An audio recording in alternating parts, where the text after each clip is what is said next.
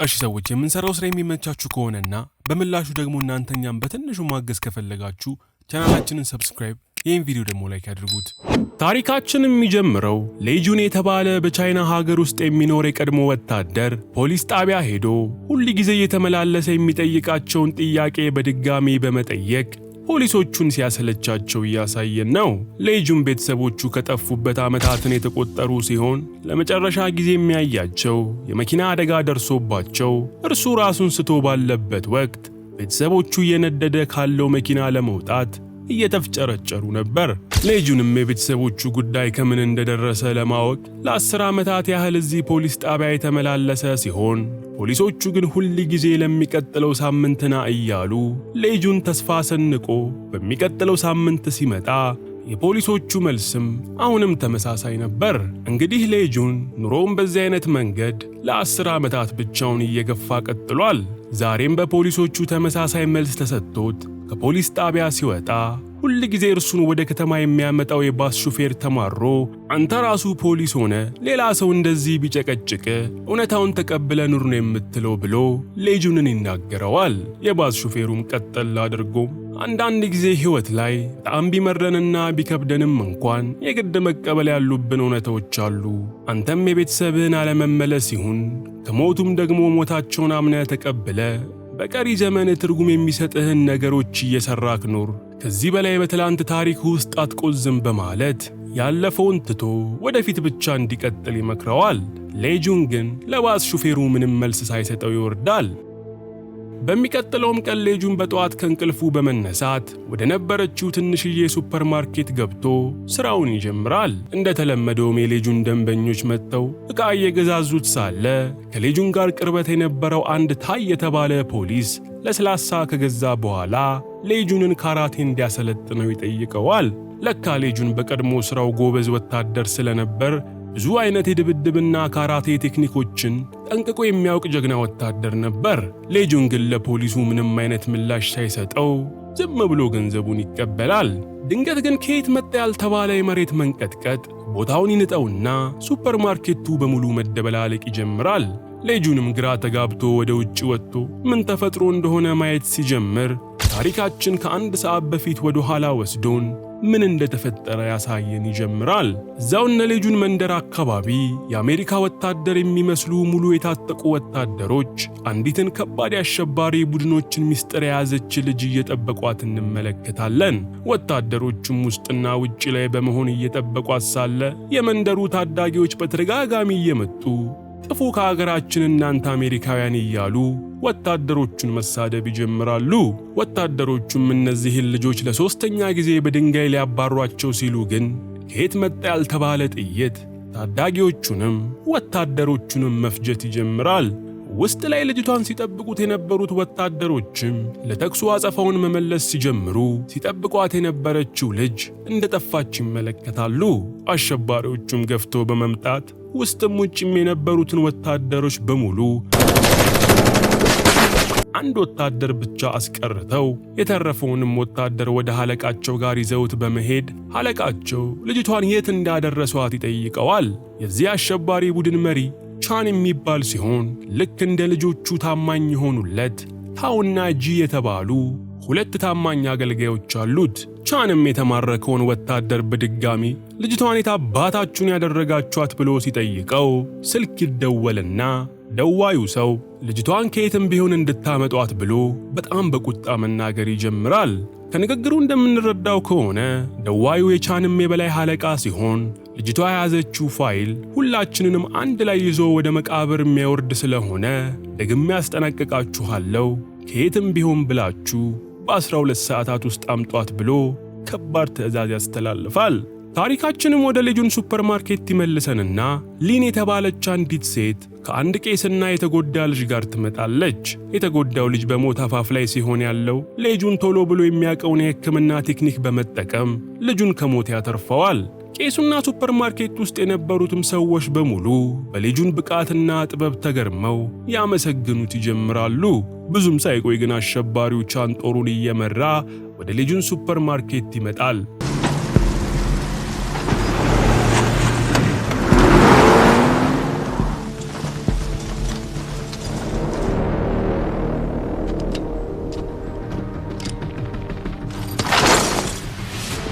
ሱፐርማርኬት ውስጥ የነበሩት ሶስቱ ወጣቶችም በሁኔታው በጣም ፈርተው እኛ ሰላማዊ ሰዎች ነን፣ ምንም መሳሪያ አላዝንም ከማለታቸው የቻን ጦር ሁለቱንም ይገሏቸውና አንደኛው ደግሞ ሰው ይዞት ወደ ውስጥ ይገባል። ቻንም ቀጥሎ ምንም የሚያስፈራና የሚያስደነግጥ ነገር እንደሌለና የመጣውም ሰላማዊ ሰው እየሾተ ምንም የሚያስፈራ ነገር የለም ይላቸዋል። የመጣው መሆን የገባችውን ልጅ ሰጥተውት እርሱ ደግሞ በምትኩ ብዙ ገንዘብ ሊሰጣቸው እንደሆነ ይነግራቸዋል። ለካ ሊን የተባለችው ልጅ የነሻንን ህልውና አደጋ ላይ የሚጥል ፋይል የያዘችው ልጅ ነበረች። ታውም ትዕግስቷ አልቆ ውስጥ ያሉትን በሙሉ አጋድሜ ለምን እያጋጨው አላመጣትም በማለት አለቃዋ ሻንን ትጠይቀዋለች። አለቃዋ ሻን ግን ውስጥ የምታዩ ሌጁን የተባለው ሰው ቀላል ሰው አርገሽዋል፣ ሌላ ብዙ ደም ከሚፈስ በሰላማዊ መንገድ መፍታት ይሻላል በማለት ይመልስላታል። ሊንም በሷ ምክንያት ይሄ ሁሉ ሰው ከሚያለቅ በማለት ቀስ ብላ ያዘችውን ፋይል ለሌጁን በመስጠት ራሷን አሳልፋ ለመስጠት መውጣት ትጀምራለች። ሌጁን ግን ሊን ሳትወጣ በፊት የሱቁን በር ይዘጋውና ሊንን ራሷን አሳልፋ ከመስጠት ያስቆማታል። ይህንን የሚያየው ቻን ነገሩ በሰላማዊ መንገድ እንደማይፈታ ስለገባው ሩሆ የተባለውን ግዙፍና ጨካኝ አገልጋዩን ሊንን ገብቶ እንዳያመጣት ያዘዋል። ሌጁን ደግሞ የሻን ሰዎች በርግደው ሲመጡ እንዲጋዩ በማለት ኦቨን ውስጥ ፈንጂ ነገር አስቀምጦ ይሄዳል።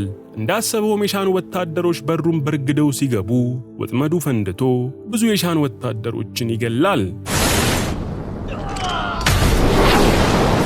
ሌጁንም ቀጥሎ ውስጥ ለነበሩት ሰዎች በሙሉ በውስጥ ለውስጥ ሞጫውን ካሳያቸው በኋላ እርሱ ግን ብቻውን በመመለስ የሻውን ቡድን ይጋፈጣል።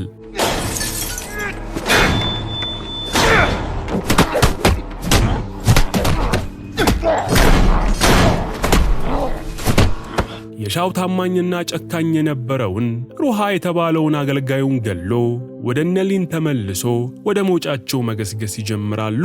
የሻው ቡድንም ወደ ሱፐርማርኬቱ ሲገባ በጣም የሚወዱት ሩሃ መሞቱን ሲመለከቱ ሁሉም ክፉኛ ልባቸው ይሰበራል። በተለይ ደግሞ ታው የተባለችው ልጅ ሩሃ ከየት አንስቶ ጠብቆና ተንከባክቦ አሳድጎ እዚህ እንዳደረሳት ትዝ ብሏት ፊቱን የሚሸፍንበትን ጨርቅ ወስዳ ፊቱ ላይ በማሰር ከአለቃዋ እንኳን ትዕዛዝ ሳትጠብቅ ብቻዋን ሌጁንን ለመግደል ትሄዳለች። አለቃቸው ሻን ታውንን እየተጣራ አብረን ሁላችንም መሄድ ያለብን ሲል ጂ ግን ከ12 ሰዓት የቀረን 7 ሰዓት ብቻ ስለሆነ ቡድኑ ለሁለት ተከፍሎ መሰማራት አለበት። በዛ ላይ አንተ በዚህ አይነት ጠባብና አላመቺ ስፍራ መሄድ የለብክም በማለት አለቃው ሻንን ያሳምነዋል። አለቃውን በጂ ሐሳብ ተስማምቶ ቡድኑን ለሁለት በመክፈል ግማሹን ወታደር እነ ሊጁንን ለመያዝ ወደ ታው ሲላክ የቀሩት ደግሞ ከርሱ ጋር ይቆያሉ። እታች ደግሞ ሌጁን አሸባሪዎቹ እየመጡ እንደሆነ ኮቴ ሰምቶ እናንተ ሂዱ እኔ እነርሱን ብቻዬን እጋፈጣለሁ በማለት ሁሉንም አስኪዶ ብቻውን ታውንና ወታደሮቹን መጋፈጥ ይጀምራል።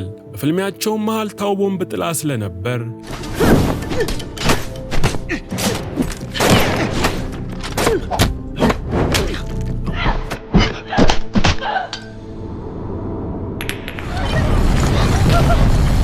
ሌጁንም ታውና ወታደሮቹን በሙሉ ቢገርልም እርሱም ግን ራሱን ስቶ እዛው ይወድቃል። ከትንሽ ደቂቃ በኋላ ግን እጁ ላይ በነበረው ሰዓት አንቂነት ሌጁን ከወደቀበት ይነቃና ወደ ቡድኑ ይመለሳል። ሌጁንና ቡድኑም ትንሽ ከተጓዙ በኋላ በመጨረሻም የጉድጓዱ ጫፍ ጋር ይደርሱና መውጫው በጣም በትልቅ ብረት እንደተዘጋ ይመለከታሉ። እነሻው ጋር ደግሞ አንድ ወታደር ይመጣና የታውን መሞትና ቦምብ ፈንድቶም ስለነበር መተላለፊያው መንገድ እንደተዘጋ ይነግራቸዋል። ቻንም እንደ ልጁ የሚያት አገልጋዩ ታው መሞቷን ሲሰማ እንደ እብድ አንቀጥቅጦት ሌላኛው ምርጥ አገልጋዩ ጂንን ይሄ ልጆን የተባለንን ሰው የገባበት ገብተ አንቀህ ግደለውና ከዛች የተረገመች ሊን ፋይሉን ይዘና በማለት ይልከዋል። እነ ሌጁን ጋር ደግሞ ትልቁ የብረትን በር መክፈት አቅቷቸው ምን ማድረግ እንደሚሻላቸው ጨንቋቸው ሁሉም ቁጭ ብለዋል። ቄሱ በዚህ ሰዓት ብድግ ብሎ ለሞቱት አሸባሪዎች መጸለይ ሲጀምር አንደኛው ልጅ ለአሸባሪ እንዴት ትጸልያለህ በማለት በጣም ብስጭት ብሎ ቄሱን በርግጫ ገፍትሮ ይጥላቸዋል። ቄሱ ግን በተረጋጋ መንፈስ ሆነው ምንም እንኳን አሸባሪዎች ቢሆኑም ገና ሕፃናት ናቸው በማለት ከ3 ዓመት በፊት እሑድ ዳቦ ለመብላት ቤተ ክርስቲያን ይመጡ እንደነበር በዚያውም ታዲያ እርሱ መጽሐፍና ማንበብ እንዳስተማራቸው ከዛ ግን ከሳምንት በኋላ እነዛ ልጆች ማስክ አድርገውና መሳሪያ ይዘው በመምጣት የሚበሉት ምግብ ካለ እንዲሰጣቸው ሲጠይቁ የሚበሉትን ምግብ ሊሰጣቸው እንደማይችል ነገር ግን ሊጸልይላቸው እንደሚችል ሲነግራቸው እኛ ገዳዮች ሆነን እንዴት አምላካችን ይቅር ይለናል እንዳሉትና ምንም የማያውቁ ምስኪን ሕፃናት ሲሆኑ በአሸባሪዎች ተገደው ተወስደው ለመሳሪያነት የዋሉ ምስኪን ነፍሶች እንደሆኑ ያስረዳዋል። ሊን ደግሞ ለሌጁን እርሷ እንኳን ባትተርፍ ይህንን ፋይል ይዞ ለሚመለከተው አካል እንዲያስረክብ ትማጸነዋለች። ፋይሉ የያዘው የእነዚህን አሸባሪዎች ከባድ ምስጢርና ወደ $3 ቢሊዮን የሚያወጣ ገንዘብ ሲሆን እርሷ እንዴት ልታገኘው እንደቻለች በደንብ ለሌጁን መናገሯን ትቀጥላለች። ሊንም ለካ የዚህ ቡድን አባል የነበረች ሲሆን ይህ አሸባሪ ቡድን ወላጅ የሌላቸውን ልጆች ሰብስቦ በመውሰድ ብዙ ስልጠናና ትምህርት ሰጥቶ ለራሱ ወታደር በማድረግ ጦሩን የሚያሰፋ አደገኛ ቡድን እንደሆነ ትነግረዋለች። ስታድግ የኮምፒውተር ክፍል ዋና ኃላፊ አድርጎ እንደሾሟትና ፋይሉንም መስረቅ የቻለችው በዚሁ አጋጣሚ እንደሆነ ትነግረዋለች። ሌጁን ግን ሁላችንም ከዚህ በሰላም ስለምንወጣ ራስሽ ለሚመለከተው አካል ፋይሉን ታስረክቢያለሽ፣ ምንም አትስጊ ብሎ የተስፋ ቃል ይሰጣታል። ድንገትም አንድ ቀዝቃዛ አየር ሲነፍስ ሁሉም አየሩ ከየት በኩል እንደመጣ የመጣበትን ለማየት ተከትለው ይሄዳሉ። ንጹህ አየር ከመጣ በሆነ ቦታ በኩል መውጫ አለ ማለት ነው። ሳይሰለቹም በትጋት እያንዳንዱን ቦታ ካጣሩ በኋላ በመጨረሻም አየሩ የመጣበትን ቦታ አግኝተው ተባብረው ደርምሰውት መውጫ ያገኛሉ። በጣም በሚያሳዝን ሁኔታ ግን ሻውና ወታደሮቹም የጉድጓዱን ካርታ እንዳጋጣሚ ያገኙትና እነ ልጆን የወጡበትን መውጫ ከካርታው ላይ ይመለከቱታል። ሻንም ምንም ጊዜ ሳያጠፋ ጂንና ወታደሮቹን ወደዛ መውጫ ይልካቸዋል። እነ ልጆንም ከጉድጓዱ ከወጡ በኋላ ቀጣይ ወዴት መሄድ እንዳለባቸው እያሰቡ እያለ ለሁለት ተከፍሎ ከነበሩት የአሸባሪ ቡድን ውስጥ ብቻውን ቀድሞ መጥቶ የነበረ አንድ ባለ ስናይፐር የነ ልጆንን መውጣት ተመልክቶ አብዛኞቹ የልጆንን ሰዎች በጥይት ይለቅማቸዋል። ልጆንም ተኩሱ ከየት እየመጣ እንደሆነ ካስተዋለ በኋላ የባለ ስናይፐሩን አናት በርቅሶ በመጣል የቀሩትን ሰዎች ይዞ ከቦታው ይሸሻል። ብዙም ሳይቆይ ታዲያ ጂን ከወታደሮቹ ጋር ቦታው ላይ በመድረስ የተገደሉትን የልጆንን ሰዎች ይመለከታል። በመቀጠልም የቀሩት ሰዎች የት ሊሄዱ ይችላሉ ብሎ በማሰብ ላይ ሳለ ከርቀት አንድ ያረጀ የሚመስል ቤት ይመለከትና ከዚያ ቤት ውጪ የትም አባታቸው አይሄዱም በማለት ወደዛ ከወታደሮቹ ጋር ይሄዳል።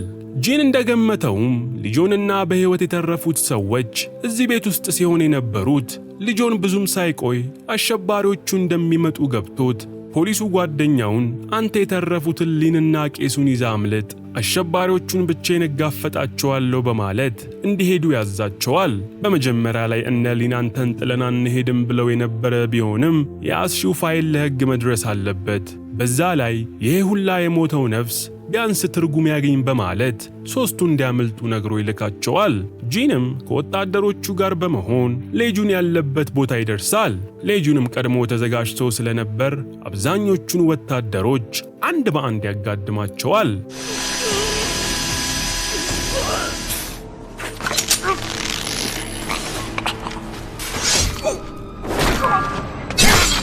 በመጨረሻም ጂን ራሱ ከሌጁን ጋር ገጥመው ለአስጨራሽ ፍልሚያ ያደርጋሉ።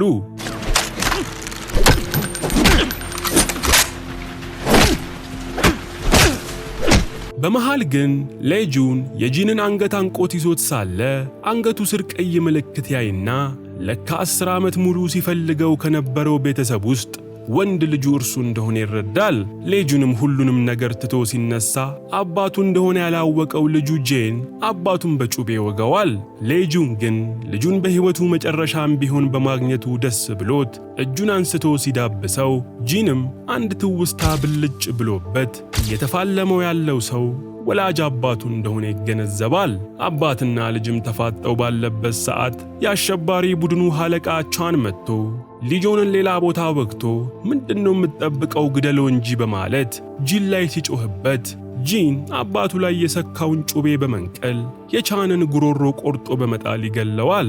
በታሪካችንም መጨረሻ ለ10 ዓመታት ቤተሰቡን ሲፈልግ የነበረው ሌጁን ለጥቂት ደቂቃዎች ቢሆንም እንኳን ወንድ ልጁን አይቶ ሲሞት፣ ልጅየው ጂን ደግሞ በሠራው ወንጀል ዘብጥያ ወርዶ ዕድሜ ልክ ይፈረድበታል። ቄሱና ሊንም የአሸባሪዎቹን ጉድ ሊያወጡ ሲሉ እያየን ታሪካችን ያልቃል።